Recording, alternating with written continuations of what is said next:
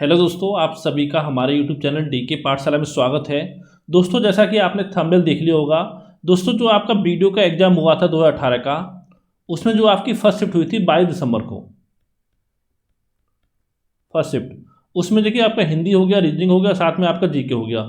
यानी किस सब्जेक्ट से कितने क्वेश्चन आपके पूछे गए थे, कौन कौन से टॉपिक से क्वेश्चन पूछे गए थे, वो सारा इस वीडियो में आपका डिस्कस करने वाले हैं। क्योंकि बहुत सारे बच्चों को सवाल आता है, सर किस सब्जेक्ट से ज़्यादा क्वेश्चन आते हैं, किस टॉपिक से आपके, ठीक है, रीजनिंग में कौन कौन से टॉपिक पढ़े हैं, हिंदी में कौन कौन से टॉपिक पढ़े हैं, तो वही सब इस वीडियो में आपका देखने वाले हैं। तो चलिए शुरू करते हैं आज का वीडियो।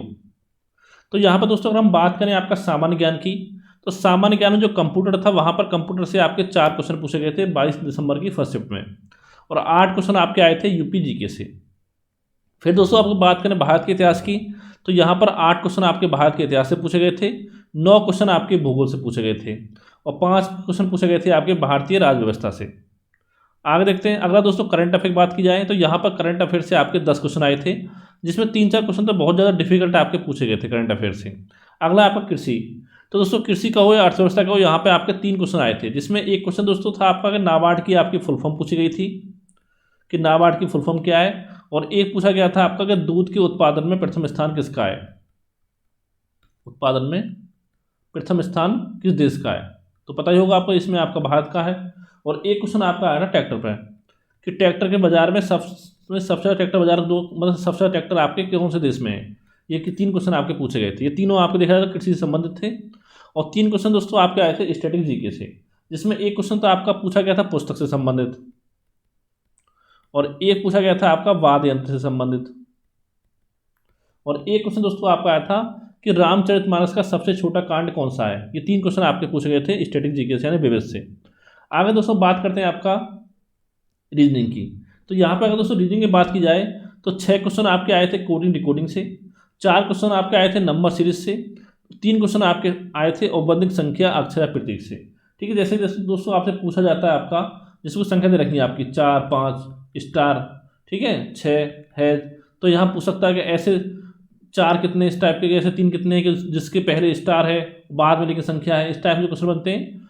और भी कई टाइप क्वेश्चन आपके बनते हैं, तो वो क्वेश्चन आपके 3 पूछे गए थे और बौद्धिक संख्या अक्षर प्रतीक से, और 3 क्वेश्चन आपके आए थे रक्त संबंध से। और बात करें क्रम परीक्षण की, दोस्तों यहाँ पर 2 क्वेश्चन आपके आए थे क्रम परीक्षण से, और दोस्तों जो आपके रक्त संबंध से थोड़ा अच्छे खासे क्वेश्चन आपके पूछे गए थे।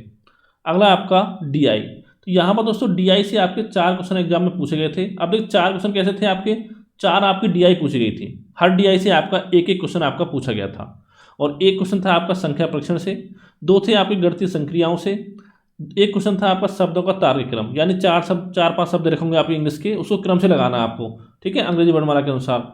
एक क्वेश्चन था आपका सादस्ता से, और 2 क्वेश्चन थे आपके श्लोक से।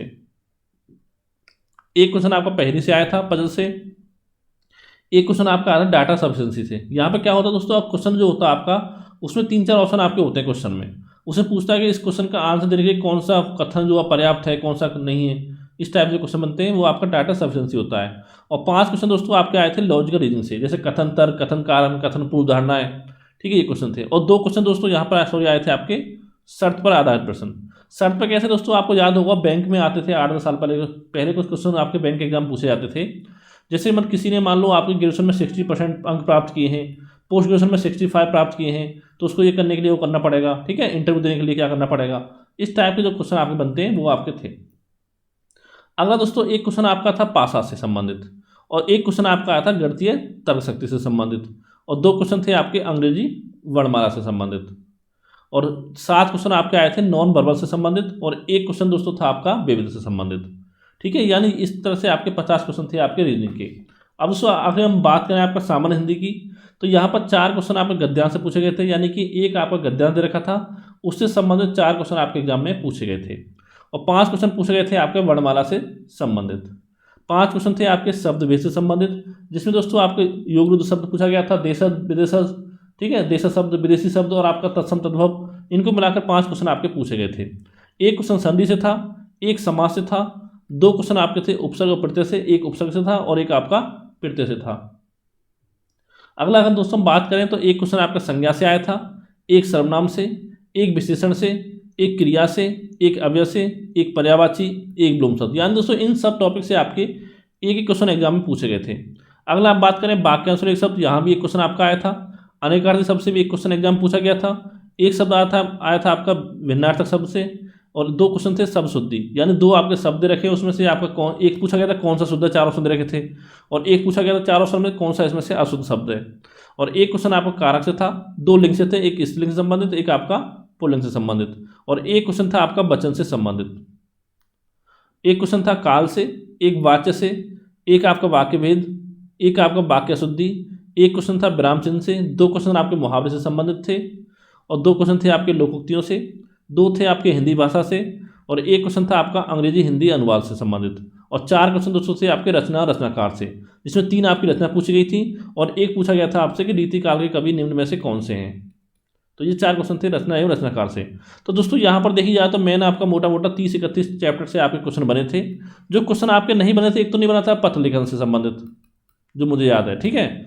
लेकिन जो आपका अगला शिफ्ट पेपर हुआ था, वहाँ पर पत्र लेखन से क्वेश्चन आपके एग्जाम में पूछे गए थे। और बाकी देखी जाए तो मैं पहले ही बता चुका हूँ आपके अलंकार, रस और छंद, इनसे कुछ संबंधित क्वेश्चन आपके एग्जाम में नहीं पूछे जाते हैं, ठीक है। ये अब यूपी टीपीएससी आपका नहीं पूछता है। ये कुछ चैप्टर आपके मेनली आते हैं यूपीएसआई हो गया, यूपी कांस्टेबल में, और बाकी किसी में जल्दी आपके अब इस समय नहीं आते हैं। तो यानी दोस्तों लगभग सारे चैप्टर जितने भी आपके हिंदी में, सब आपको पढ़ना पड़ेगा इसके लिए। और दोस्तों इसके बाद जो अगली वीडियो होगी, इसमें बता दूंगा मैं आपको कि 22 दिसंबर के सेकंड शिफ्ट में कौन से क्वेश्चन आपके एग्जाम में पूछे गए थे। अगर दोस्तों कोई सवाल हो तो नीचे कमेंट करके पूछ सकते हो।